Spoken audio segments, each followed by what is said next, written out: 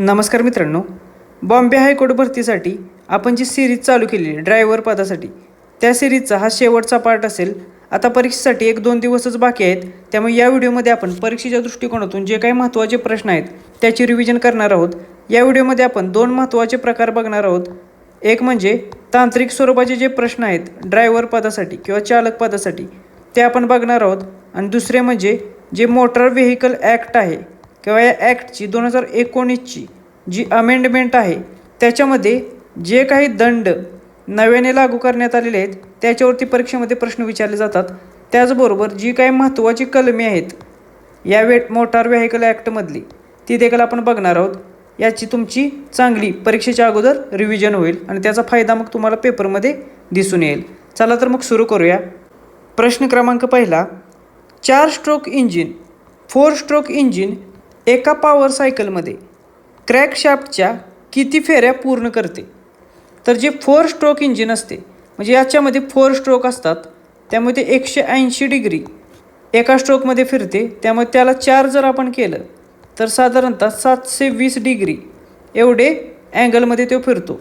आणि एक फेरी किती डिग्रीची असते तर ते असते 360 डिग्रीची. मग 360 गुणुले 2 जर आपण केलं तर ते येते 720. त्यामुळे 2 फेऱ्या क्रॅकशाफ्टच्या 4 स्ट्रोक इंजिनच्या एका पॉवर सायकलमध्ये पूर्ण होतात. त्यामुळे या प्रश्नाचे उत्तर असेल पर्याय क्रमांक 2 हे. त्यानंतर प्रश्न क्रमांक 2, वाहन डायनॅमिक्समध्ये ओव्हरस्टिअर या शब्दाचा अर्थ काय आहे?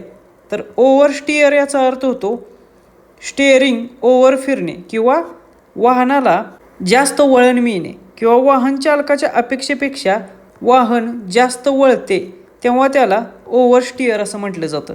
त्यामुळे या प्रश्नाचे उत्तर असेल पर्याय क्रमांक 1 हे. प्रश्न क्रमांक 3, व्हील अलाइनमेंट तपासण्यासाठी कोणत्या उपकरणाचा वापर केला जातो?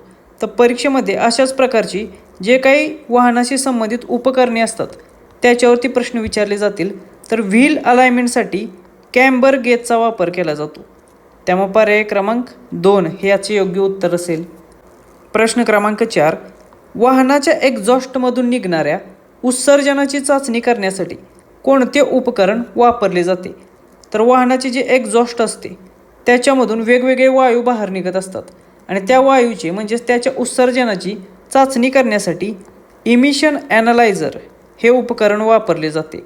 त्यामुळे पर्याय क्रमांक 2 हे याचे योग्य उत्तर असेल. प्रश्न क्रमांक 5, खालीलपैकी कोणता भाग हा सस्पेन्शन सिस्टीमचा हिस्सा नाही? तर दिलेल्या पर्यायांपैकी स्ट्रॅट्स हा सस्पेन्शन सिस्टीमचा हिस्सा आहे. त्यानंतर शॉक ॲब्सॉर्बर्स हे देखील सस्पेन्शन सिस्टीमचा हिस्सा आहेत. त्यानंतर लिप स्प्रिंग्स हे देखील सस्पेन्शन सिस्टीमचा हिस्सा आहेत. मात्र हा जो टाय रॉड आहे तो सस्पेन्शन सिस्टीमचा हिस्सा नाही आहे, तर तो स्टिअरिंग सिस्टीमचा हिस्सा आहे.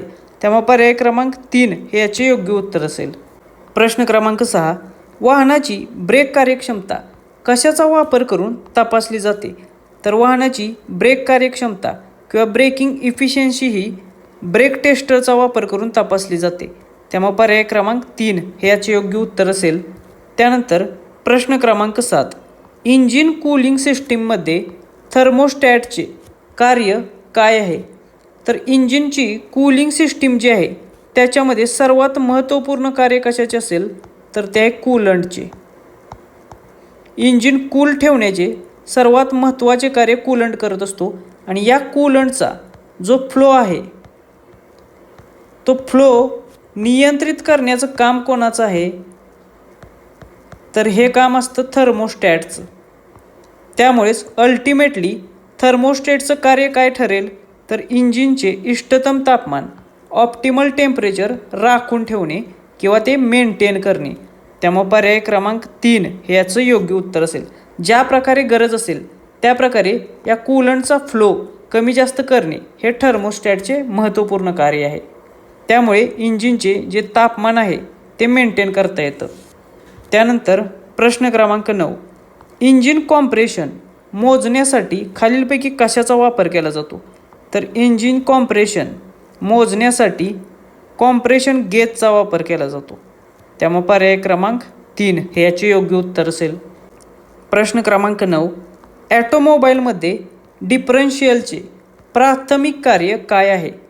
तर हे जे डिफरन्शियल आहे त्याचे प्रायमरी कार्य आहे वेगवेगळ्या वेगाने फिरणाऱ्या चाकांना टॉर्क वितरित करणे. त्यामुळे पर्याय क्रमांक 2 ह्याचं योग्य उत्तर असेल. या डिफरन्शियलचे मेकॅनिझम आपण पाठीमागे एका प्रश्नपत्रिकेचे विश्लेषण करत असताना बघितलेलं आहे. त्यानंतर प्रश्न क्रमांक 10, सरकारी वाहन चालकाचे प्राथमिक कर्तव्य काय आहे? तर आता इथून पुढे काही महत्त्वाचे प्रश्न आहेत या पदाच्या संबंधात, ते तुम्ही व्यवस्थित बघा. त्याच्यावरती प्रश्न अशा स्वरूपाचे परीक्षेत विचारले जातील. तर वाहन चालकाचे प्राथमिक कर्तव्य काय असेल? तर वाहनाची देखभाल करणे, म्हणजेच वाहनाची वेळेवर सर्व्हिसिंग सुनिश्चित करणे हे वाहन चालकाचे प्राथमिक कर्तव्य आहे. त्यामुळे पर्याय क्रमांक 2 हे याचे योग्य उत्तर असेल. प्रश्न क्रमांक 11, प्रवास सुरू करण्यापूर्वी चालकाने सर्वात आधी काय तपासले पाहिजे? तर कोणत्याही प्रवासाला सुरुवात करण्यापूर्वी वाहन चालकाने त्या वाहनाची संपूर्ण खात्री केली पाहिजे. कशा प्रकारे? तर त्या वाहनाची जी कागदपत्रे आहेत ती सुनिश्चित केली पाहिजेत. त्याची PUC बरोबर आहे का? इतर वाहनाचे डॉक्युमेंट, इन्शुरन्स बरोबर आहे का? त्यानंतर वाहनाची यांत्रिक स्थिती म्हणजे पेट्रोल आहे का? इंजिन सिस्टीम कशी चालू आहे? त्यानंतर ब्रेकिंग सिस्टीम कशी चालू आहे? चाकांची काय कंडिशन आहे? या सर्व गोष्टी कोणत्याही प्रवास सुरू करण्यापूर्वी चालकाने तपासल्या पाहिजेत. त्यामुळे पर्याय क्रमांक 3 हे याचे योग्य उत्तर असेल. प्रश्न क्रमांक 12, सरकारी वाहन चालकांना खालीलपैकी काय करण्यास सक्त मनाई आहे? वाहन धुण्यास मनाई असेल का? तर नाही. वाहनाचा वैयक्तिक कामासाठी वापर करणे, यस, वाहनाचा वैयक्तिक कामासाठी वापर करणे याला सक्त मनाई असेल. त्यामुळे पर्याय क्रमांक 2 हे याचं योग्य उत्तर असेल. त्यानंतर पुढचे 2 पर्याय देखील आपण बघू. नियंत्रण अधिकाऱ्याला अहवाल देणे, तर याला देखील मनाई असण्याचं काहीच कारण नाही. हे देखील महत्त्वपूर्ण काम आहे वाहन चालकाचं. त्यानंतर लॉगबुकमध्ये सहलींची नोंद करणे किंवा प्रवासाची नोंद करणे, तर हे देखील एक महत्त्वाची जबाबदारी असेल वाहन चालकाची. त्यामुळे याला देखील मनाई नसणार आहे. प्रश्न क्रमांक 13, सरकारी वाहनाचा अपघात झाल्यास चालकाने सर्वात आधी काय करावे? तर हे दिलेले पर्याय व्यवस्थित वाचा, त्याच्यानंतरच आपल्याला योग्य उत्तरापर्यंत पोहोचायचं आहे. घटनास्थळावरून लगेच निघून जाईल का? तर हे चुकीचं आहे. घटनास्थळी वाहन दुरुस्त करण्याचा प्रयत्न करावा, तर हे सर्वात आधी करायला पाहिजे का? तर नाही. गुंतलेल्या इतर चालकांशी वाद घातला पाहिजे का? तर नाही. मग काय केलं पाहिजे? तर जवळच्या पोलीस स्टेशनला संपर्क साधला पाहिजे. त्याचबरोबर जी काही कंट्रोलिंग ऑथॉरिटी असेल किंवा नियंत्रण अधिकारी असतील त्यांना याबाबत कळवले पाहिजे. त्यामुळे पर्याय क्रमांक 2 हे योग्य उत्तर असेल. प्रश्न क्रमांक 14, सरकारी वाहनाच्या वापराबाबत चालकाने दररोज काय राखले पाहिजे? तर सरकारी वाहनाचा जेव्हा तो चालक असतो तेव्हा त्याने त्या वाहनाबद्दलचे लॉगबुक किंवा ट्रिप रजिस्टर दररोज मेंटेन केलं पाहिजे किंवा राखलं पाहिजे. त्यामुळे पर्याय क्रमांक 3 वाहन लॉगबुक किंवा ट्रिप रजिस्टर हे योग्य उत्तर असेल. प्रश्न क्रमांक 15, सरकारी वाहन चालवताना धूम्रपान आणि मोबाईल फोनचा वापर करणे क्वेश्चन मार्क. तर गैरशासकीय वेळेत परवानगी आहे हे योग्य उत्तर असेल का? तर नाही. परवानगी मिळाल्यास शक्य आहे हे योग्य उत्तर असेल का? तर नाही.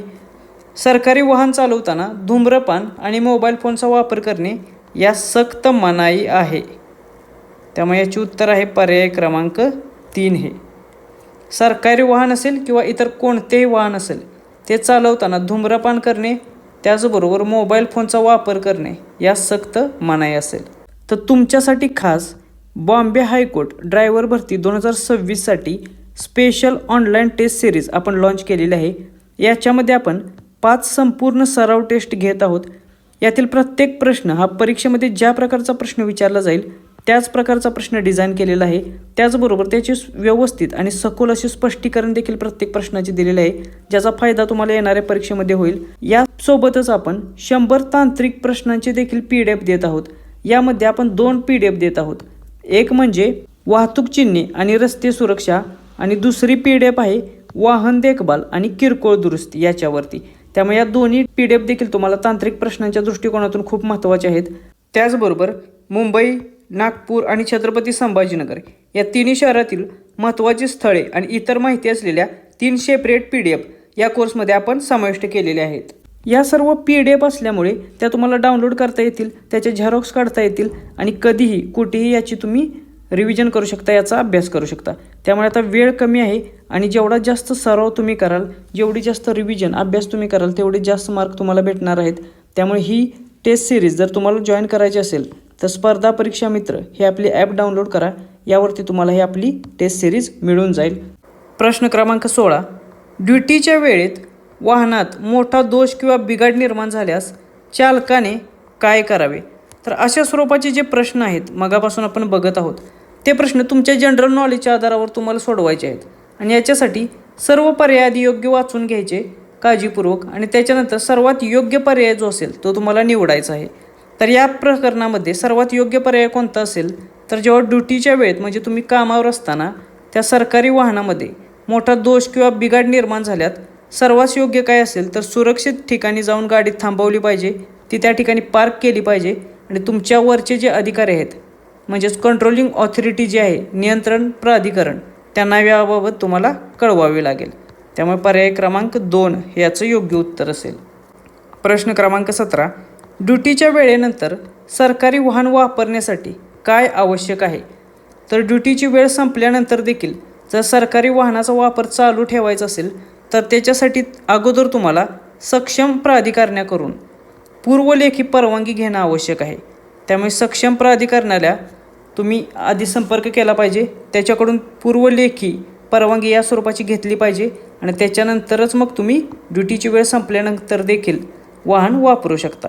त्यामुळे पर्याय क्रमांक 3 हे याचं योग्य उत्तर असेल. प्रश्न क्रमांक 18. गुड समॅरिटन म्हणजेच नेक माणूस किंवा मदतगार कोणाला मानलं जातं? तर गुड समॅरिटन ही एक व्हेकल ॲक्टनुसार किंवा या संदर्भात एक महत्त्वपूर्ण टर्म आहे आणि याचा अर्थ असा होतो की अशी व्यक्ती जी स्वइच्छेने अपघातग्रस्तांना मदत करते तर त्या व्यक्तीला गुड समॅरिटन म्हटलं जातं. त्यामुळे पर्याय क्रमांक 1 याचं योग्य उत्तर आहे. हा देखील टर्म किंवा ही देखील संकल्पना आपण पाठीमागच एका क्वेश्चन पेपरचे ॲनालिसिस घेताना व्यवस्थित बघितलेले आहे. प्रश्न क्रमांक 19. रस्ते अपघात पाहणाऱ्या चालकाचे प्राथमिक कर्तव्य काय आहे? तर तुम्ही गाडी चालवत असताना समोर एखादा रस्त्यावर अपघात दिसला तर या संदर्भात तुमचे प्राथमिक कर्तव्य काय असेल असा प्रश्न आहे.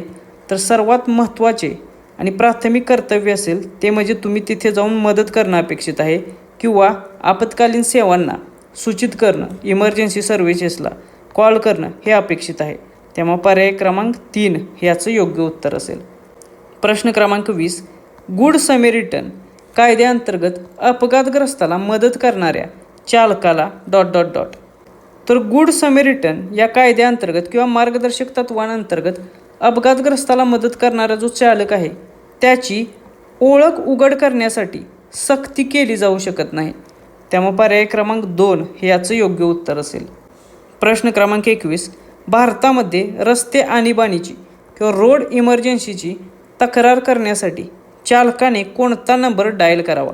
तर भारतामध्ये रोड इमर्जन्सी किंवा रस्ते आणीबाणी ज्याला म्हटलं जातं त्याची तक्रार करण्यासाठी एक नंबर आहे आणि तो आहे 112. त्यामुळे हा नंबर लक्षात ठेवा, रोड इमर्जन्सीशी संदर्भात आहे. त्यामुळे पर्याय क्रमांक 3 हे याचे योग्य उत्तर असेल. प्रश्न क्रमांक 22. भारतामध्ये गुड समॅरिटनला कोणत्या प्राधिकरणांतर्गत संरक्षण प्राप्त आहे? तर मगाशीच आपण सांगितल्याप्रमाणे पाठीमागे आपण याच्याबद्दल सविस्तर विश्लेषण घेतलेलं आहे आणि त्याच्यात आपण सांगितलेलं की या गुड समॅरिटनला भारताचे जे सर्वोच्च न्यायालय आहे त्याच्या मार्गदर्शक तत्वांअंतर्गत संरक्षण प्राप्त आहे. त्यामुळे या प्रश्नाचे उत्तर असेल पर्याय क्रमांक 3 हे. प्रश्न क्रमांक 23. अपघातग्रस्ताला नेण्यासाठी सरकारी वाहनाचा वापर केला जाऊ शकतो का? तर हा एक खूप महत्त्वाचा प्रश्न आहे. अशा प्रकारचे काही ॲनालिसिस बेस्ड प्रश्न तुम्हाला पेपरमध्ये विचारू शकतात. ते तुमच्या अभ्यासावर किंवा जनरल नॉलेजच्या आधारे तुम्हाला त्याचं उत्तर द्यायचं आहे.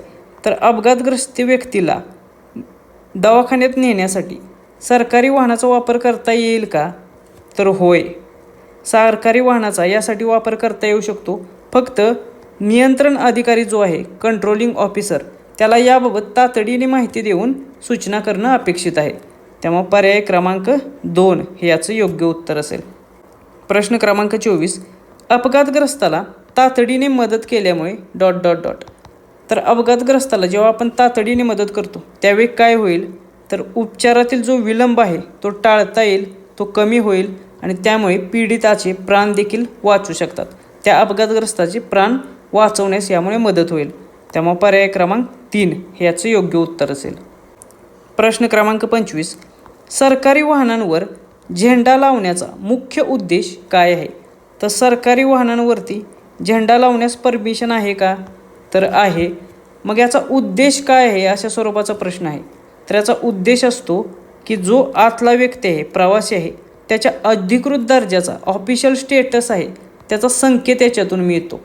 त्यामुळे हा खूप महत्त्वाचा प्रश्न आहे, लक्षात ठेवा. सरकारी वाहनांवर झेंडा लावण्याचा मुख्य उद्देश आहे की अधिकृत मान्यवर व्यक्ती जी आहे तिच्या अधिकृत दर्जाचा ऑफिशियल स्टेटसचा यामुळे आपल्याला अंदाज येतो किंवा माहिती पडते. प्रश्न क्रमांक 26, वाहनावरती राष्ट्रीय ध्वज कधी वापरला जाऊ शकतो? तर राष्ट्रीय ध्वज वापरण्याचे काही नियम किंवा संकेत आहेत. तर वाहनावर जेव्हा राष्ट्रीय ध्वज वापरला जातो तेव्हा अधिकृत मान्यवर ऑथोराइज्ड डिग्निटरीज वाहन वापरत असतील याची काळजी घेतली पाहिजे. म्हणजेच गव्हर्नमेंट ऑफिशियल काही महत्त्वाचे असतील किंवा न्यायव्यवस्थेतील काही महत्त्वाची व्यक्ती असेल त्यांच्यासाठीच वाहनावरती राष्ट्रीय ध्वज वापरण्याची परवानगी असते. त्यामुळे पर्याय क्रमांक 2 याचं योग्य उत्तर असेल. प्रश्न क्रमांक 27, भारताच्या ध्वजसंहितेनुसार फ्लॅग कोडनुसार वाहनावरील राष्ट्रीय ध्वज हा कसा असावा? तर भारताची ध्वजसंहिता आहे, फ्लॅग कोड आहे, त्याच्यानुसार भारताचा राष्ट्रीय ध्वज हा वाहनाच्या समोरच्या उजव्या बाजूला लावलेला असावा. त्यामुळे पर्याय क्रमांक 4 याचं योग्य उत्तर असेल. वाहनावर राष्ट्रीय ध्वज कोणत्या बाजूला असावा? तर तो असावा उजव्या बाजूला, समोरच्या उजव्या बाजूला. प्रश्न क्रमांक 28, वाहनांवर झेंडा लावण्याबाबत खालीलपैकी कशाची परवानगी नाही? तर ही एक महत्त्वाची गोष्ट आहे की वाहनांवरती ध्वज लावण्याबाबत कशाची परवानगी नाही आहे. तर तो ध्वज फाटलेल्या स्थितीत नसावा, तुटलेल्या स्थितीत नसावा, अशा स्वरूपाचा झेंडा किंवा ध्वज प्रदर्शित करणे याला परवानगी नसेल. त्यामुळे पर्याय क्रमांक 2 हे याचं योग्य उत्तर असेल. प्रश्न क्रमांक 29, वाहनांवरील राष्ट्रीय ध्वज कधी काढला पाहिजे?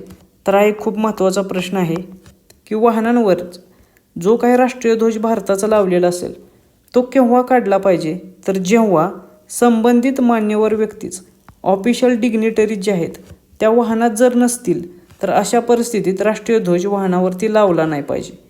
त्यामुळे पर्याय क्रमांक 1 याचं योग्य उत्तर असेल. जेव्हा संबंधित मान्यवर व्यक्ती त्या ऑफिशियल व्यक्ती वाहनामध्ये असतील तेव्हाच राष्ट्रीय ध्वज लावला गेला पाहिजे. प्रश्न क्रमांक 30, वाहनावरील झेंड्याची प्रतिष्ठा आणि स्थिती राखण्याची जबाबदारी कोणाची आहे? तर वाहनावरील जो ध्वज आहे त्याची प्रतिष्ठा असेल किंवा त्याची स्थिती राखणे म्हणजे त्याची काळजी घेण्याची जबाबदारी कोणाची आहे? तर ते आहे चालकाची, ड्रायव्हरची. कारण गाडीची काळजी घेणं ही सर्वोपरी जबाबदारी चालकाची असल्यामुळे त्या गाडीवरती असलेल्या राष्ट्रीय ध्वजाची किंवा झेंड्याची काळजी घेणं, त्याची प्रतिष्ठा जपणे हे देखील चालकाची जबाबदारी असेल. त्यानंतर प्रश्न क्रमांक 31, लॉगबुकमध्ये नोंद कधी केली पाहिजे? तर आपण मगाशीच पाहिलं की चालकाने लॉगबुकमध्ये नोंदी केल्या पाहिजेत किंवा रजिस्टरमध्ये नोंदी केल्या पाहिजेत. मग त्या नोंदी कधी केल्या पाहिजेत? तर प्रत्येक प्रवासाच्या किंवा त्या प्रवासाला निघण्याच्या अगोदर नोंदी केल्या पाहिजे लगेच, किंवा त्या प्रवासानंतर आल्या आल्या लगेच नोंदी केल्या पाहिजेत. त्यामुळे प्रवासाच्या लगोलग आधी किंवा आल्यानंतर लगेच नोंदी केल्या गेल्या पाहिजेत. पर्याय क्रमांक 3 हे योग्य उत्तर असेल.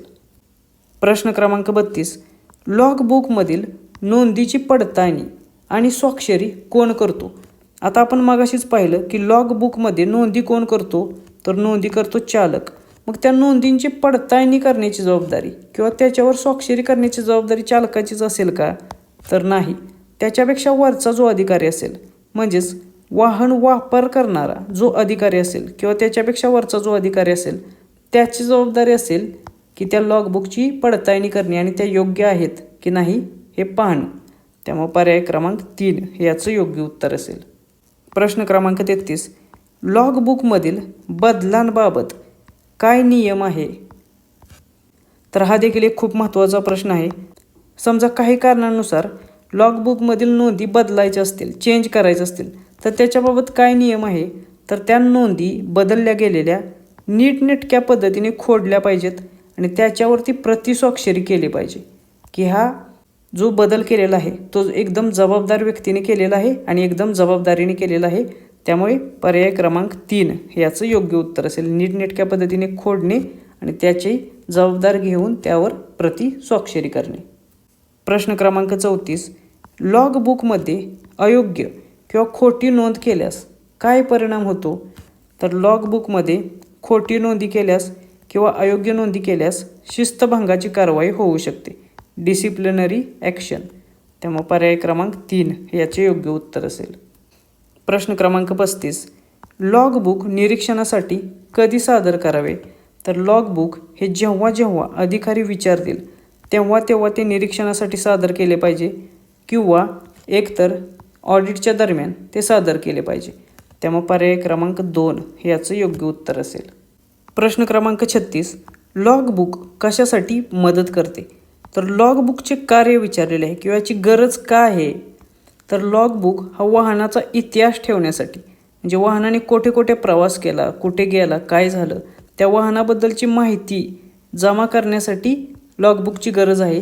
त्याचबरोबर वाहनाचा गैरवापर रोखण्यासाठी देखील लॉगबुकची गरज आहे. त्यामुळे हे 2 गोष्टी लक्षात ठेवा. पर्याय क्रमांक 2 याचं योग्य उत्तर असेल. प्रश्न क्रमांक 37. वैध ड्रायव्हिंग लायसन्सशिवाय वाहन चालवणे हा कोणत्या कलमांतर्गत गुन्हा असेल? तर वैध म्हणजे प्रॉपर व्हॅलिड ड्रायव्हिंग लायसन्स जर नसेल आणि त्याच्याशिवाय जर वाहन चालवताना पकडला गेला तर त्याच्यासाठी कलम 181 नुसार तो गुन्हा असेल. त्यामुळे पर्याय क्रमांक 1 याचं योग्य उत्तर असेल. आता परीक्षेच्या दृष्टिकोनातून जे मोटार व्हेकल ॲक्टमधील महत्त्वाची कलमे आहे ते आपण थोड्या वेळात बघणारच आहोत. त्यामुळे ते रिमेनिंग पार्ट आपण कव्हर करूया. प्रश्न क्रमांक 38. चुकीच्या पद्धतीने गिअर बदलल्यामुळे, इनकरेक्ट गिअर शिफ्टिंगमुळे काय होऊ शकते? तर याच्यामुळे काय होईल? तर गिअर बॉक्सचे नुकसान होईल, तो खराब होईल. त्यामुळे पर्याय क्रमांक 1 याचं योग्य उत्तर असेल. प्रश्न क्रमांक 39. बॅटरीचे कोणते टर्मिनल सर्वात आधी काढले गेले पाहिजे? तर बॅटरीचे कोणते टर्मिनल जे सर्वात आधी काढले पाहिजे?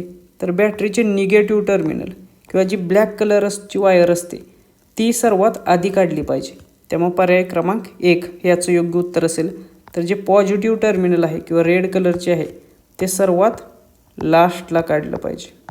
त्यामुळे अशा स्वरूपाचा देखील प्रश्न पेपरमध्ये तुम्हाला ते विचारू शकतात. त्यामुळे लक्षात ठेवा. प्रश्न क्रमांक 40. खालीलपैकी कोणत्या वाहनांना त्वरित रस्ता फ्री पॅसेज दिला पाहिजे?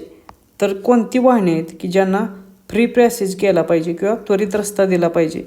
तर जी रुग्णवाहिकेसारखी गाड्या आहेत किंवा अग्निशामक दलाची जी अत्यावश्यक सेवेतील वाहने आहेत त्या वाहनांना फ्री पॅसेज केला पाहिजे.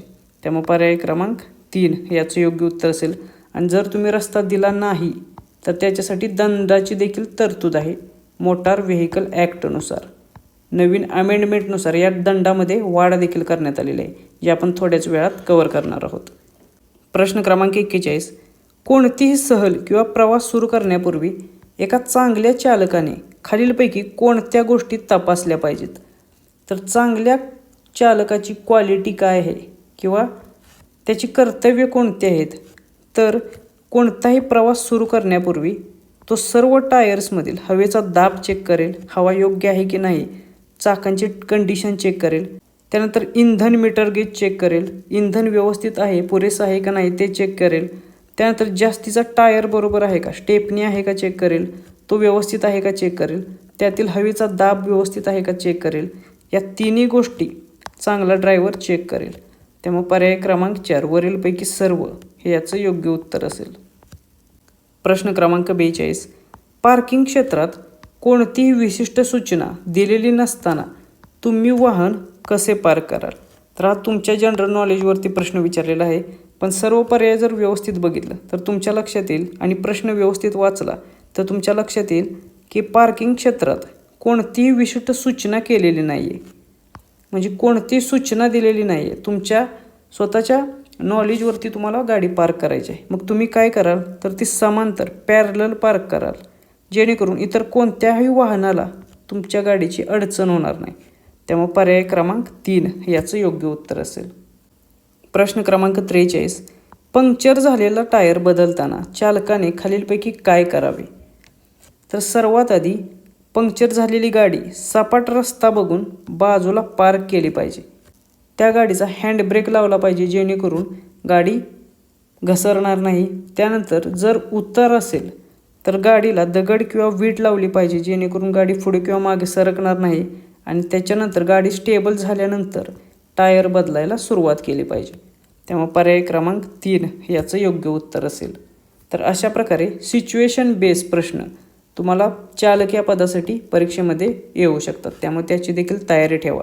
फक्त एकच करायचं, अशा प्रकारचे प्रश्न सोडवताना हे जे सर्व पर्याय आहेत ते सर्व पर्याय आधी व्यवस्थित वाचून घ्यायचे आणि त्यातूनच एक बेस्ट पर्याय जो आहे सर्वात योग्य तो टिक करायचा. प्रश्न क्रमांक 44. चालकाने उजवे वळण राईट टर्न कसे घ्यावे? तर राईट टर्न घेण्याच्या अगोदर काय काय केलं पाहिजे? तर सर्वात आधी उजव्या बाजूचा इंडिकेटर आपण चालू केला पाहिजे. त्याच्यानंतर गाडीचा वेग देखील कमी केला पाहिजे. त्याच्यानंतर समोरून येणारी जी गाडी आहेत ते बघितल्या पाहिजेत. मागून येणाऱ्या गाड्या बघितल्या पाहिजेत की कोणी उजव्या बाजूने आपल्याला ओव्हरटेक करतंय का ते चेक केलं पाहिजे. उजव्या बाजूने येणारी वाहने पाहिली पाहिजेत आणि या सर्व गोष्टी केल्यानंतरच मग राईट टर्न घेतला पाहिजे. त्यामुळे पर्याय क्रमांक 4 वरील सर्व याचे योग्य उत्तर असेल. प्रश्न क्रमांक 45. संपलेले किंवा एक्सपायर्ड लायसन कोणत्याही दंडाशिवाय किती कालावधीत नूतनीकरण केले जाऊ शकते? तर एखाद्याची व्हॅलिडिटी लायसनची संपलेली आहे आणि तो त्याला रिन्यू करायचा आहे, पण त्याच्यासाठी दंड न देता किती दिवसाचा कालावधी दिलेला आहे की रिन्यू करण्यासाठी? तर संपलेले लायसन रिन्यू करण्यासाठी 30 दिवसांचा बफर पिरियड आहे की ज्याच्यामध्ये कोणत्याही दंडाशिवाय तो तुम्ही रिन्यू करू शकता. त्यामुळे पर्याय क्रमांक 3 याचे योग्य उत्तर आहे.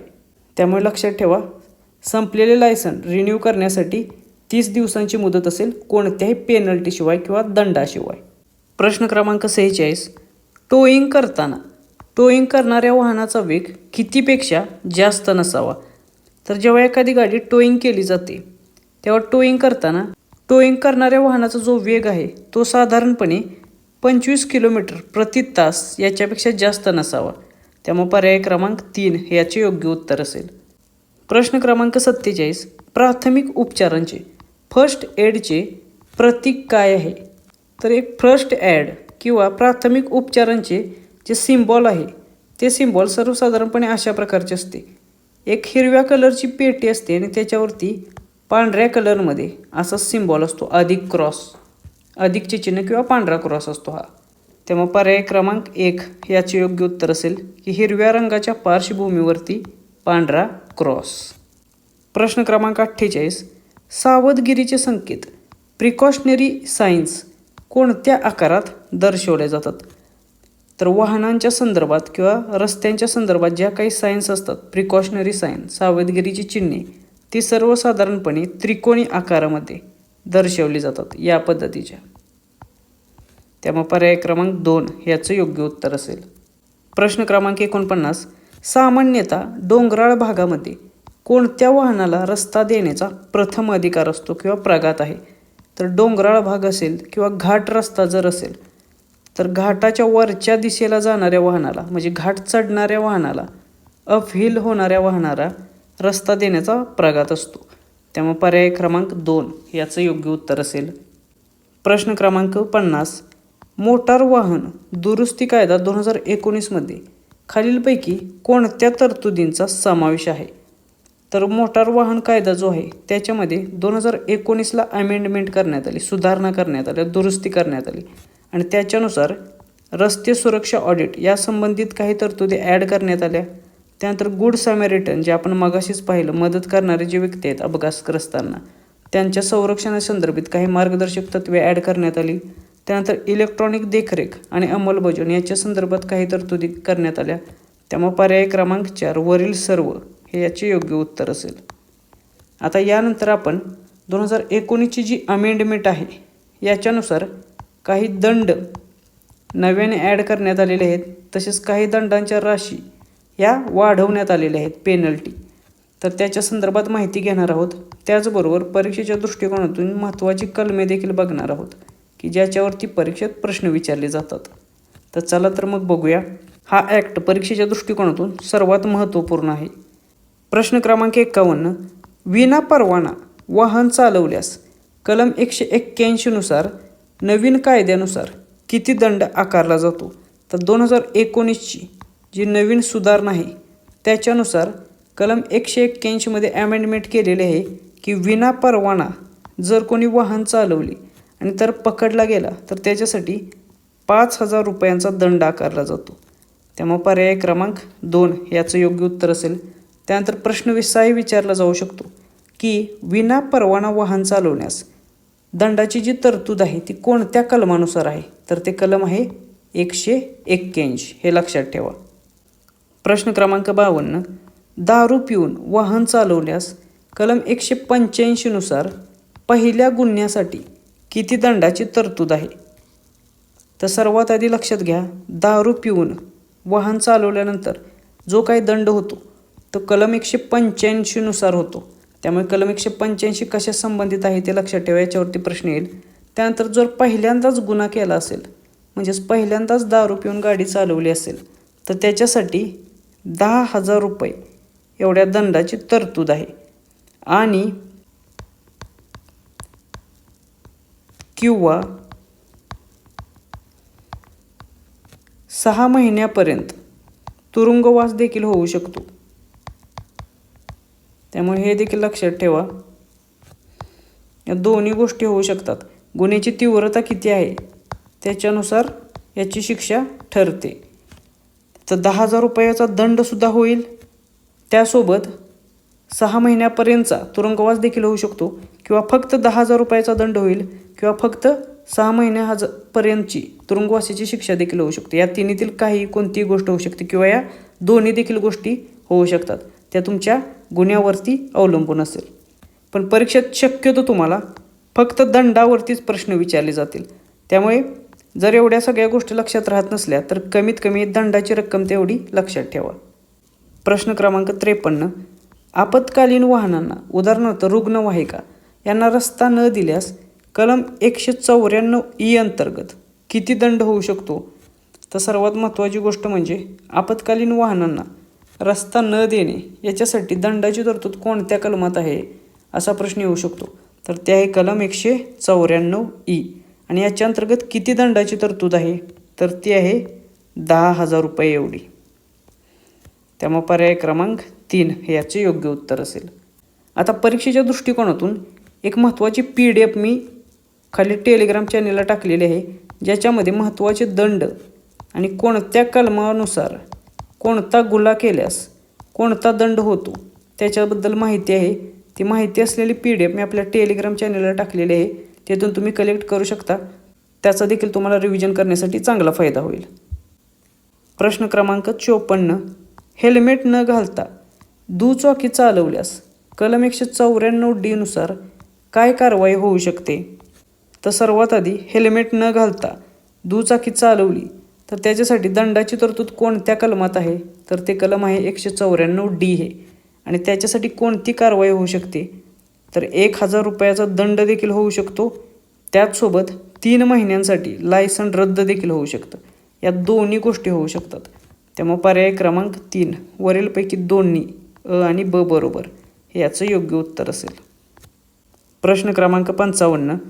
अल्पवयीन मुलाने ज्युवेनाईलने गुन्हा केल्यास पालकांना किंवा मालकाला किती दंड भरावा लागतो? तर अल्पवयीन मुलांनी जे गुन्हे केले असतील गाडी चालवण्याच्या बाबतीत तर त्याच्यासाठी कलम 199 मध्ये तरतुदी आहेत. आणि 199 नुसार अल्पवयीन मुलांनी गुन्हा केल्यास त्याच्या पालकांना किती दंड भरावा लागू शकतो? तर 25,000 रुपयापर्यंत दंड भरावा लागेल. त्यामुळे पर्याय क्रमांक 3 हे याचे योग्य उत्तर असेल. त्याचबरोबर पालकांना 3 वर्षापर्यंतचा तुरुंगवास देखील होऊ शकतो.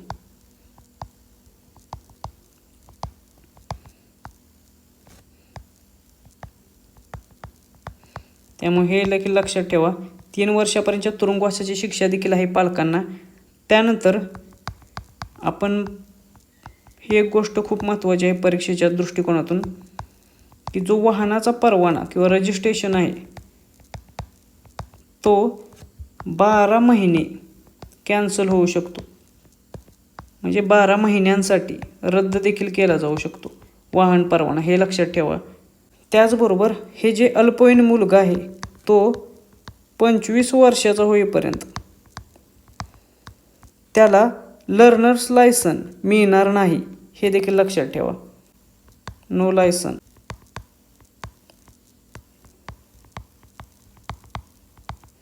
त्यामुळे 3 गोष्टी इथे महत्त्वाच्या आहेत, की जर अल्पवयीन मुलाने गुन्हा केला तर त्याच्या पालकांना दंड होतो. किती होतो? 25,000 रुपये एवढा. किंवा त्या पालकांना 3 वर्षापर्यंतचा तुरुंगवास देखील होऊ शकतो. त्यानंतर वाहनाचा परवाना हा 12 महिन्यांसाठी रद्द देखील केला जाऊ शकतो. आणि तो मुलगा किंवा तो अल्पवयीन मुलगा 25 वर्षाचा होईपर्यंत त्याला शिकाऊ वाहन चालक परवाना देखील मिळवण्यास किंवा तो पात्र होण्यास त्याला अपात्र ठरवलं जाऊ शकतं. त्यामुळे 3-4 गोष्टी अल्पवयीन मुलाने केलेल्या गुन्ह्याच्या संदर्भात आहेत, त्या लक्षात ठेवा. याच्यावरती कोणताही प्रश्न ते विचारू शकतात, हे कारण ही खूप महत्त्वाची गोष्ट आहे. प्रश्न क्रमांक 56. सीट बेल्ट न लावता वाहन चालवल्यास किती दंड आकारला जातो? तर हा देखील एक महत्त्वाचा प्रश्न आहे, की सीट बेल्ट न लावता वाहन जर चालवले तर त्याच्यासाठी जी दंडाची तरतूद आहे ती कलम 194 BA मध्ये आहे किंवा B1 मध्ये आहे. 194 B एवढं जर लक्षात ठेवलं तर ठीक आहे. आणि सीट बेल्ट न लावता जर वाहन चालवले तर त्याच्यासाठी जी दंडाची तरतूद आहे ती आहे 1,000 रुपये एवढी. त्यामुळे पर्याय क्रमांक 3 हे याचे योग्य उत्तर असेल. प्रश्न क्रमांक 57. 14 वर्षाखालील मुलाला सुरक्षिततेशिवाय बसवल्यास किती दंड होतो? तर एखादा मुलगा 14 वर्षांपेक्षा कमी वयाचा असेल आणि त्याला सुरक्षिततेशिवाय, म्हणजे जर सीट बेल्ट लावला नाही किंवा त्याची सुरक्षा होणार नाही अशा पद्धतीने जर तो गाडीवर बसला असेल तर त्याच्यासाठी कलम 194 B2 मध्ये तरतूद आहे. आणि या कलमानुसार ही तरतूद 1,000 रुपये दंडाची आहे. त्यामुळे पर्याय क्रमांक 2 हे याचं योग्य उत्तर आहे. 194 B मध्ये सीट बेल्ट न लावता आणि 14 वर्षाखालील लहान मुलाची असुरक्षा या दोन्ही गोष्टींसाठी 1,000 रुपये एवढ्याच दंडाची तरतूद आहे, हे लक्षात ठेवा. प्रश्न क्रमांक 58. वेगाच्या मर्यादेचे उल्लंघन किंवा ओव्हर स्पीडिंग केल्यास LMV या वाहनांसाठी किती दंड आहे? तर LMV वाहनांसाठीचा जो दंड आहे तो वेगाच्या मर्यादेचे उल्लंघन केल्याच्या संदर्भात कलम 183 नुसार आहे. त्यामुळे कलम लक्षात ठेवा. आणि LMV वाहनांसाठी सर्वसाधारणपणे 1,000 ते 2,000 रुपये याच्या दरम्यान दंड असेल. त्यामुळे पर्याय क्रमांक 2 हे याचं योग्य उत्तर आहे. तर कलम 183 नुसारच जे मीडियम पॅसेंजर आहेत वाहने किंवा जी माल वाहतूक वाहने आहेत त्या वाहनांसाठी दंडाची तरतूद किती आहे? तर त्या वाहनांसाठी जी दंडाची तरतूद आहे ती आहे सर्वसाधारणपणे 2,000 रुपये ते 4,000 रुपये एवढी. त्यामुळे डिफरन्स लक्षात घ्या. LMV या प्रकारच्या वाहनांसाठी 1 ते 2,000 रुपये आणि मीडियम पॅसेंजरची वाहने किंवा माल वाहतूक वाहने जे आहेत त्याच्यासाठी 2,000 ते 4,000 रुपये एवढी तरतूद असेल दंडाची. प्रश्न क्रमांक 59. धोकादायक पद्धतीने वाहन चालवल्यास कलम 184 नुसार पहिल्या गुन्ह्यासाठी किती दंड आहे? तर सर्वात महत्त्वाची कलम आहे परीक्षेच्या दृष्टिकोनातून, डेंजरस ड्रायव्हिंग. धोकादायक पद्धतीने वाहन चालवण्यास कोणत्या कलमानुसार दंड आकारला जातो? तर ते आहे कलम 184 नुसार. आणि याच कलमानुसार जर गुन्हा पहिल्यांदा घडला असेल तर त्याच्यासाठी 1,000 रुपये ते 5,000 रुपये एवढी दंडाची तरतूद आहे किंवा 6 महिने ते 1 वर्षापर्यंतचा तुरुंगवास देखील होऊ शकतो. त्यामुळे पर्याय क्रमांक 1 हे याचं उत्तर असेल, हे लक्षात ठेवा. प्रश्न क्रमांक 60. विमा किंवा इन्शुरन्स नसलेले वाहन चालवल्यास पहिल्यांदाच किती दंड भरावा लागतो? तर इन्शुरन्स नसलेले वाहन चालवण्यासाठीचा जो दंड आहे तो कलम 196 नुसार दिला जातो. आणि पहिल्यांदाच जर अशा प्रकारची उल्लंघन केल्यास गुन्ह्याचे त्याच्यासाठी 2,000 रुपये एवढा दंड आहे, किंवा 3 महिन्यांचा तुरुंगवास देखील होऊ शकतो, किंवा दोन्ही गोष्टी होऊ शकतात. त्यामुळे पर्याय क्रमांक 2 याचं लक्षात ठेवा उत्तर असेल. त्याचबरोबर इन्शुरन्स नसलेले वाहन चालवण्यासाठी जी तरतूद आहे दंडाची ती कलम 196 मध्ये असेल. प्रश्न क्रमांक 61, ओव्हरलोडिंग केल्यास किती किमान दंड होऊ शकतो? तर ओव्हरलोडिंग संबंधित ज्या तरतुदी आहेत त्या आहेत कलम 194(1) मध्ये. त्यामुळे हे कलम लक्षात ठेवा. आणि यानुसार किमान 20,000 रुपयाचा दंड होतो ओव्हरलोडिंगसाठी.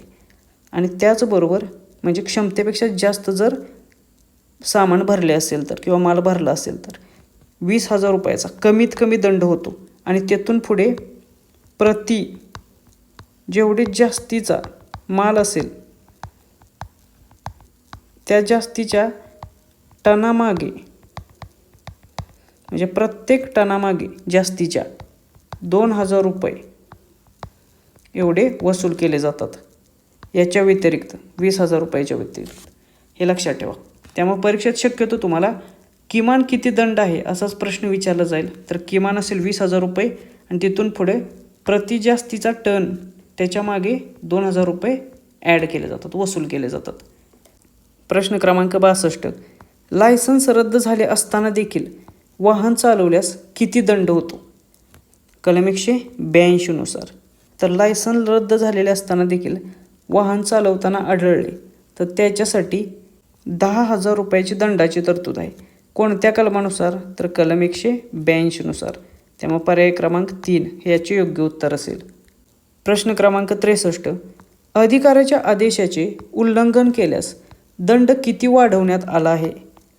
तर एखाद्या अधिकाऱ्याने जर आदेश दिला आणि त्या आदेशाचे आपण उल्लंघन केले तर त्याच्यासाठी दंडाची तरतूद करण्यात आलेली आहे. आणि तो दंड सुरुवातीला जुन्या कायद्यानुसार 500 रुपये एवढा होता. मात्र 2019ची जी सुधारणा झाली किंवा दुरुस्ती झाली कायद्यामध्ये त्याच्यानुसार 2,000 रुपये इतका दंड वाढवण्यात आलेला आहे. त्यामुळे पर्याय क्रमांक 1 याचे योग्य उत्तर असेल. आणि याच्या संबंधी कोणते कलम जबाबदार आहे? तर ते आहे कलम 179 हे. प्रश्न क्रमांक 64, विना तिकीट प्रवास केल्यास किती दंड आहे? तर विना तिकीट प्रवास करणाऱ्यांना देखील दंडाची तरतूद आहे या कायद्यानुसार. आणि त्याच्यासाठी कलम 178 हे कलम जबाबदार असेल.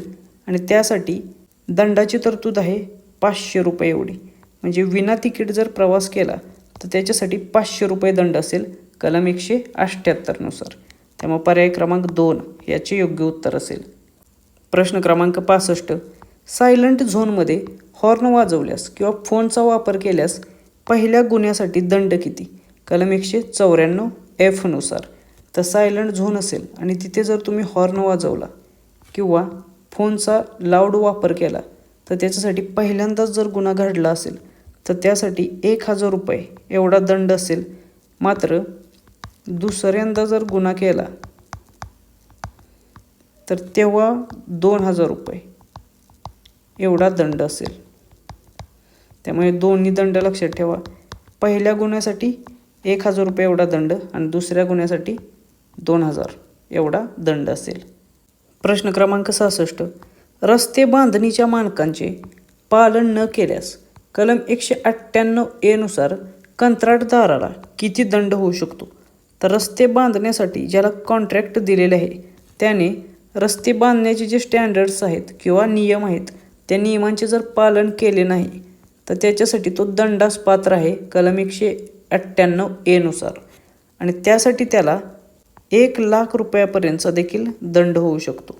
त्यामुळे पर्याय क्रमांक 3 हे याचं योग्य उत्तर असेल. प्रश्न क्रमांक 67, विना परवाना अनऑथोराइज्ड वाहन चालवण्यासाठी दिल्यास मालकाला किती दंड होतो? कलम 180 नुसार. विना परवाना किंवा अनऑथोराइज्ड पद्धतीने किंवा व्यक्तीला जर वाहन चालवण्यासाठी दिले तर त्यासाठी संबंधित मालकाला 5,000 रुपये एवढा दंड होऊ शकतो कलम 180 नुसार. त्यामुळे पर्याय क्रमांक 3 हे याचे योग्य उत्तर असेल. प्रश्न क्रमांक 68, प्रदूषण मानकांचे उल्लंघन केल्यास पहिल्या गुन्ह्यासाठी किती दंड आहे? कलम 190(2) नुसार. तर कलम 190(2) नुसार प्रदूषण मानकांचे पॉल्युशनचे जे स्टँडर्ड सेट केलेले आहेत त्याचे जर उल्लंघन केले तर त्यासाठी जो पहिला गुन्हा असेल त्याच्यासाठी 10,000 रुपये एवढ्या दंडाची तरतूद आहे. त्यामुळे पर्याय क्रमांक 3 याचे योग्य उत्तर असेल. प्रश्न क्रमांक 69. मोटार रेसिंग किंवा वेगाने वाहन पळवण्याच्या स्पर्धेत सहभागी झाल्यास पहिल्यांदा किती दंड आहे? तर कलम 189 नुसार मोटार रेसिंग असेल किंवा वेगाने वाहने पळवण्याची शर्यत असेल तर या स्पर्धेत सहभागी झाल्यास पहिल्यांदाच जर सहभाग असेल तर 500 रुपयाचा दंड आहे. आणि दुसऱ्यांदा जर हा सहभाग असेल किंवा दुसऱ्यांदा जर गुन्हा घडला असेल हा, तर त्याच्यासाठी मात्र दंडाची तरतूद ही 10,000 रुपये एवढी केलेली आहे. त्यामुळे या दोन्ही गोष्टी लक्षात ठेवा. पहिल्यांदा फक्त 500 रुपयाची दंड आहे आणि दुसऱ्यांदा गुन्हा असेल तर मात्र 10,000 रुपये दंडाची तरतूद आहे. प्रश्न क्रमांक 70. शारीरिक किंवा मानसिकदृष्ट्या अपात्र असताना वाहन चालवल्यास दुसऱ्यांदा किती दंड होतो? कलम 186. कलम 186 मध्ये शारीरिकदृष्ट्या किंवा मानसिकदृष्ट्या जर तुम्ही अपात्र असाल आणि तशा परिस्थितीत देखील वाहन चालवले असेल तर त्याच्यासाठी दंडाच्या तरतुदी आहेत. त्यामुळे हे कलम महत्त्वाचे आहे परीक्षेच्या दृष्टिकोनातून. हे पाठ करा आणि हा प्रश्न व्यवस्थित वाचला तर लक्षात येईल की दुसऱ्यांदा दंडाची तरतूद विचारलेली आहे. दुसऱ्या गुन्ह्यासाठी दंडाची तरतूद इथे 2,000 रुपये एवढी आहे. मग पहिल्यांदा जर गुन्हा असेल तर किती दंडाची तरतूद आहे? तर पहिल्या गुन्ह्यासाठी दंडाची तरतूद ही 1,000 रुपये आहे आणि दुसऱ्यांदा जर गुन्हा असेल तर 2,000 रुपये. तेव्हा पर्याय क्रमांक 3 याचं योग्य उत्तर असेल. प्रश्न क्रमांक 71. अपघाताशी संबंधित गुन्ह्यांसाठी कलम 187 नुसार पहिल्या गुन्ह्यासाठी कारावासाची शिक्षा किती आहे? तर अपघाताशी संबंधित जे काही गुन्हे आहेत त्याच्या देखील तरतुदी वाढवण्यात आलेल्या आहेत किंवा दंडाची रकमा. तर कलम 187 नुसार अपघाताशी संबंधित जर गुन्हा असेल आणि अशा प्रकारचा पहिलाच गुन्हा असेल तर त्याच्यासाठी 6 महिन्यापर्यंतच्या कारावासाची शिक्षा आहे. त्यामुळे पर्याय क्रमांक 3 याचे योग्य उत्तर असेल. आणि दुसऱ्यांदा जर गुन्हा असेल अपघाताशी संबंधित तर त्याच्यासाठी मात्र 1 वर्षापर्यंतच्या कारावासाची तुरुंगवासाची शिक्षा असेल. त्यामुळे हे दोन्ही गोष्टी लक्षात ठेवा. काही कलमे आहेत तिथे कारावासाच्या शिक्षा देखील लक्षात ठेवणं गरजेचं आहे. प्रश्न क्रमांक 72. ॲग्रिगेटरने लायसनच्या अटींचे उल्लंघन केल्यास किती दंड होऊ शकतो? कलम 193(2). तर ॲग्रिगेटर म्हणजे जे काय ओला, उबर किंवा यासारख्या तत्सम कंपन्या आहेत त्यांच्यासाठीचे हे कलम आहे. आणि त्यांनी जर लायसनच्या अटींचे उल्लंघन केले तर त्यासाठी त्यांना देखील दंड होऊ शकतो कलम 193(2) नुसार. आणि ती दंडाची रक्कम असेल 25,000 रुपये ते 1,00,000 रुपयाच्या दरम्यान. त्यामुळे पर्याय क्रमांक 2 याचं योग्य उत्तर असेल. प्रश्न क्रमांक 73. नोंदणी नसलेले विदाऊट रजिस्ट्रेशन जर वाहन वापरल्यास दुसऱ्या गुन्ह्यासाठी किती दंड आहे? कलम 192. कलम 192 मध्ये विदाऊट रजिस्ट्रेशन वाहन चालवल्यास काय दंड असेल याची तरतूद आहे. त्यामुळे हे कलम लक्षात ठेवा. विदाऊट रजिस्ट्रेशन वाहनाशी संबंधित आहे. तर नोंदणी नसलेले जर वाहन चालवले आणि अशा स्वरूपाचा गुन्हा त्याच्याकडून दुसऱ्यांदा झाला तर त्या दुसऱ्या गुन्ह्यासाठी 10,000 रुपयापर्यंतचा दंड आहे किंवा दंडाची तरतूद आहे. त्यामुळे पर्याय क्रमांक 2 हे याचं योग्य उत्तर असेल. प्रश्न क्रमांक 74.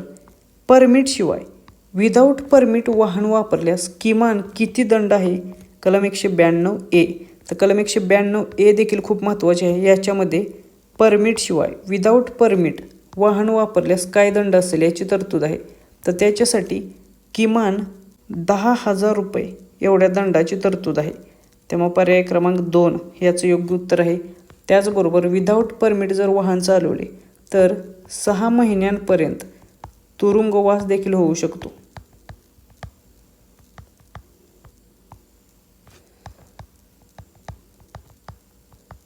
त्यामुळे ही देखील शिक्षा लक्षात ठेवा.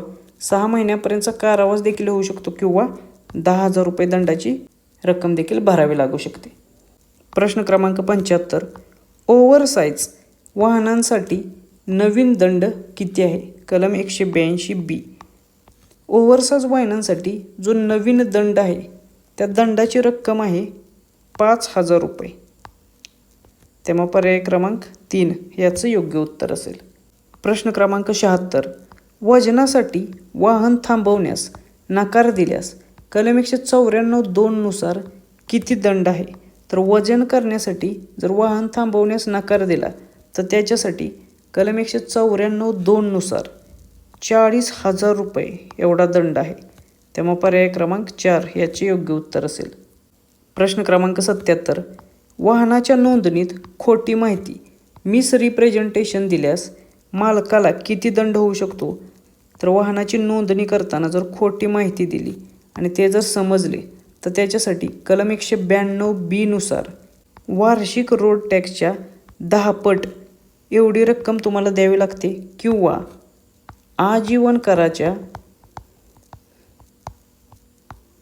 म्हणजे आयुष्यभर आपण जो कर भरणार आहे त्याच्या 2/3 भाग एवढी रक्कम दंड म्हणून द्यावी लागते. यापैकी या दोन्हीपैकी जे जास्त असेल ते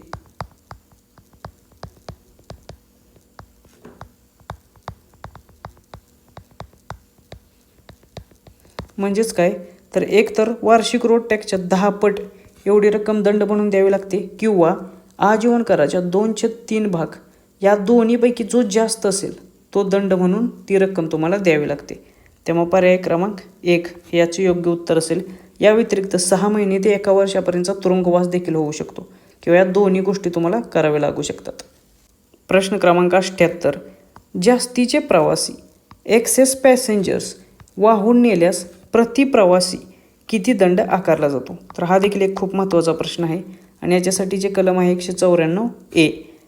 तर जर तुम्ही जास्तीचे प्रवासी वाहून नेले एक्सेस पॅसेंजर्स असले गाडीमध्ये तर त्यासाठी प्रति प्रवासी हा 200 रुपये एवढा दंड आकारला जातो. त्यामुळे पर्याय क्रमांक 2 याचे योग्य उत्तर असेल. प्रश्न क्रमांक 79. अंमलबजावणी करणाऱ्या प्राधिकरणाने इन्फोर्सिंग ऑथॉरिटी करून गुन्हा केल्यास काय तरतूद आहे? कलम 210(b). हे देखील एक महत्त्वाचे कलम आहे. म्हणजे या कायद्याची मोटार व्हेकल ॲक्टची अंमलबजावणी करणारी जी यंत्रणा आहे त्यांनीच जर त्याच्या अधिकाऱ्यांनीच जर गुन्हा केला तर काय तरतूद असेल? याची तरतूद कलम 210(b) मध्ये आहे.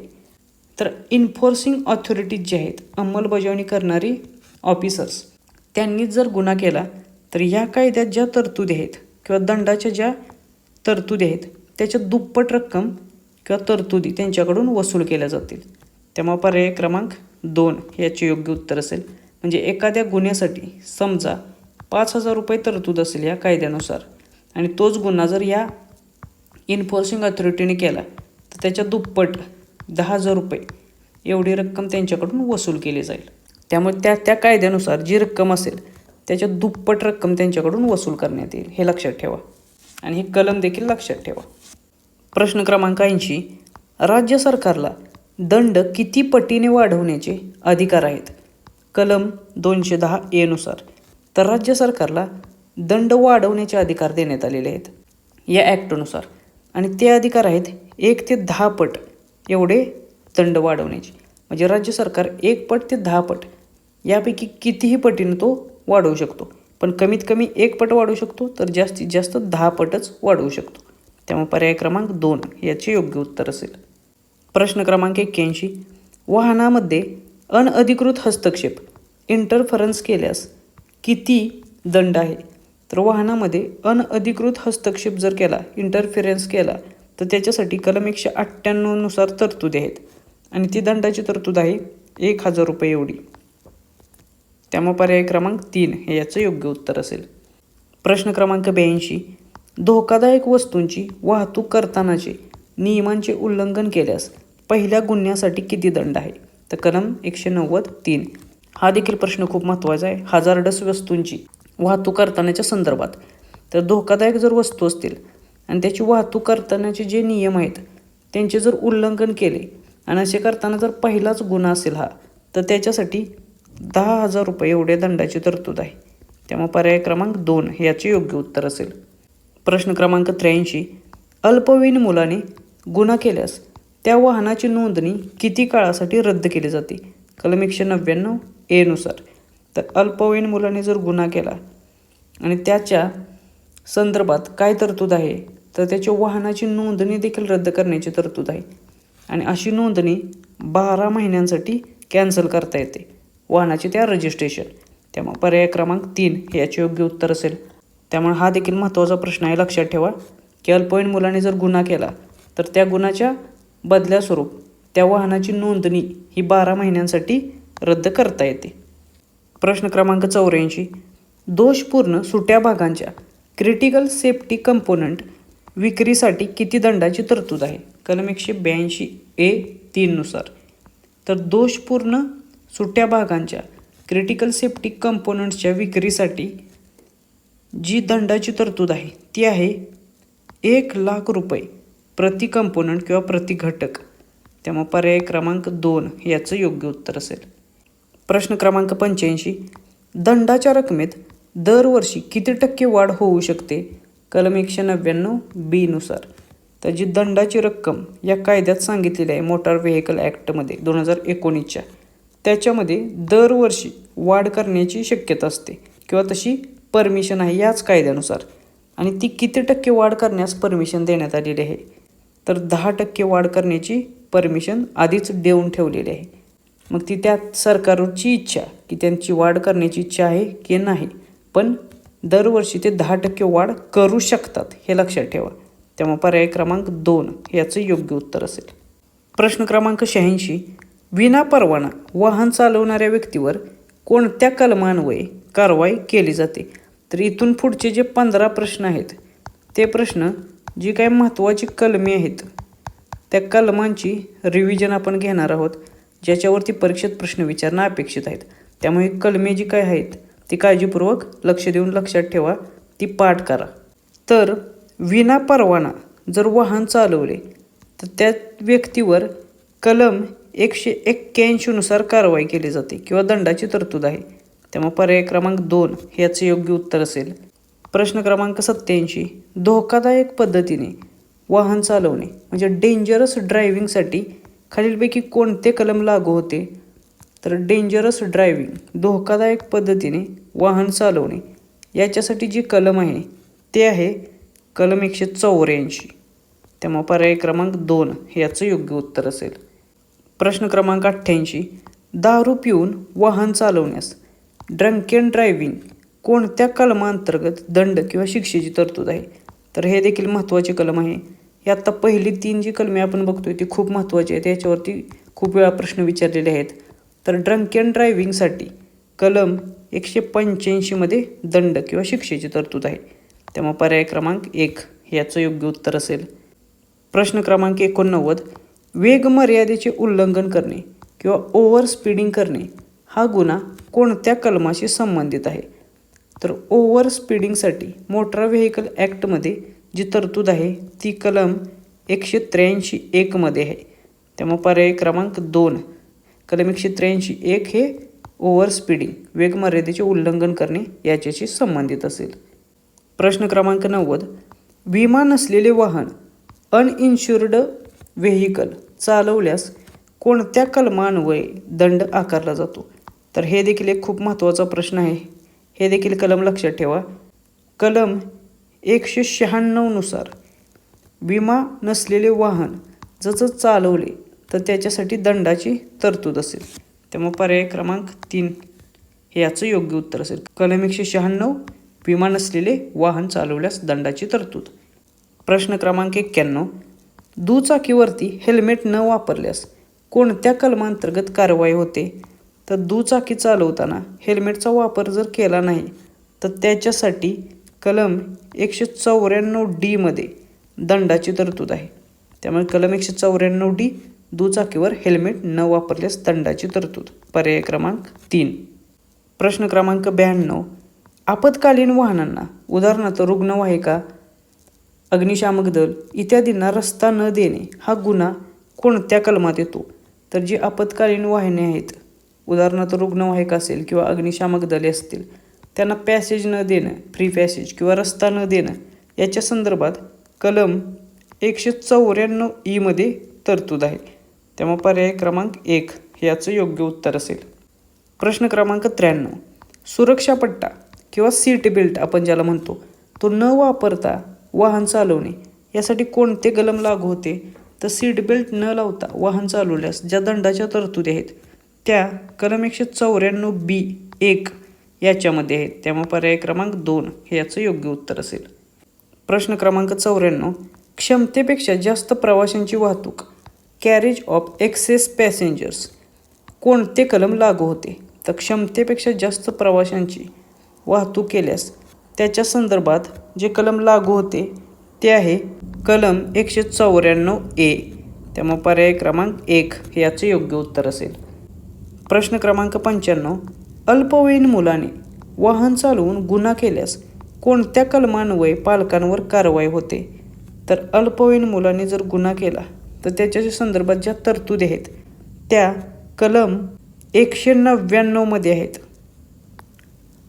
इथे कलम 199 दिलेलं नाही आहे मी, ते चुकून डबल झालं. 199A लक्षात ठेवा. अल्पवयीन मुलाने ज्या काही वाहन चालवून जर गुन्हा केला असेल तर त्याच्या संदर्भात त्याच्या पालकांवर कारवाई होते. याच्याशी संदर्भात जे कलम आहे ते आहे कलम 199A. त्यामुळे लक्षात ठेवा पर्याय क्रमांक 2 इथे योग्य उत्तर असेल. प्रश्न क्रमांक 96. शांतता क्षेत्रात सायलेंट झोनमध्ये हॉर्न वाजवल्यास किंवा फोनचा वापर केल्यास कोणते कलम लागू होते? तर शांतता क्षेत्र असेल आणि तेथे जर हॉर्न वाजवला गाडीचा किंवा फोनचा जर वापर केला लाऊड स्वरूपात तर त्यासाठी जे कलम लागू होते ते आहे 194F हे. त्यामुळे पर्याय क्रमांक 1 हे याचे योग्य उत्तर असेल. प्रश्न क्रमांक 97. दुचाकीवर 2पेक्षा जास्त व्यक्ती बसवणे किंवा ट्रिपल सीट बसवणे यासाठी कोणते कलम लागू होते? तर याच्यासाठी कलम 194C हे लागू होते.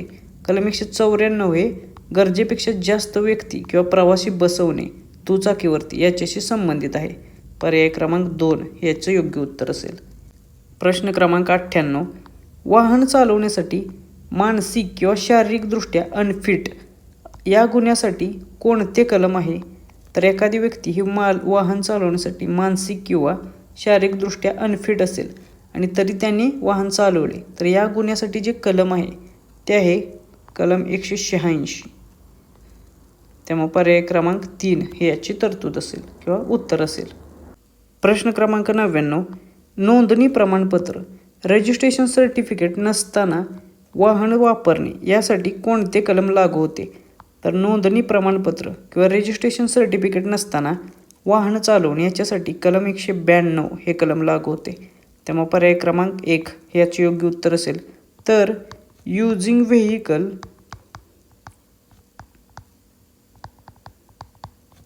विदाउट परमिट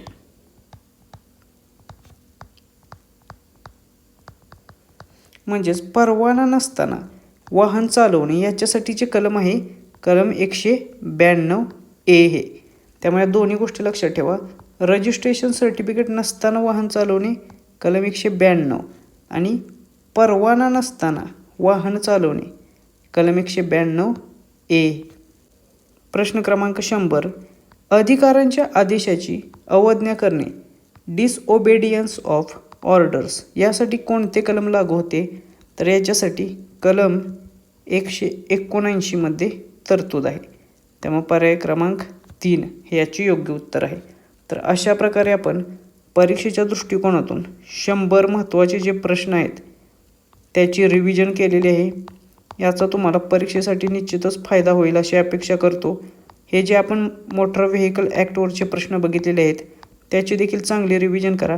परीक्षेच्या दृष्टिकोनातून हा कायदा खूप महत्त्वाचा आहे. याच्यावरती देखील प्रश्न येऊ शकतात. त्याचबरोबर जे महत्त्वाचे साइन बोर्ड्स आहेत रस्त्यावरचे ते देखील बघून जा परीक्षेच्या पूर्वी. याच्यावरती देखील परीक्षेत प्रश्न येऊ शकतात. प्रत्येक प्रश्न पेपरमध्ये आलेला व्यवस्थित वाचा. त्याच्याबरोबर खाली त्याचे जे 4 ऑप्शन आहेत ते देखील व्यवस्थित वाचा आणि 4ही ऑप्शन वाचल्यानंतर जो योग्य पर्याय असेल त्याला टिक करा किंवा ते योग्य उत्तर असेल ते निवडा. कोणताही प्रश्न त्याचे पर्याय वाचल्याशिवाय उत्तर देण्याच्या भानगडीत पडू नका, कारण एक एक प्रश्न खूप महत्त्वाचा आहे.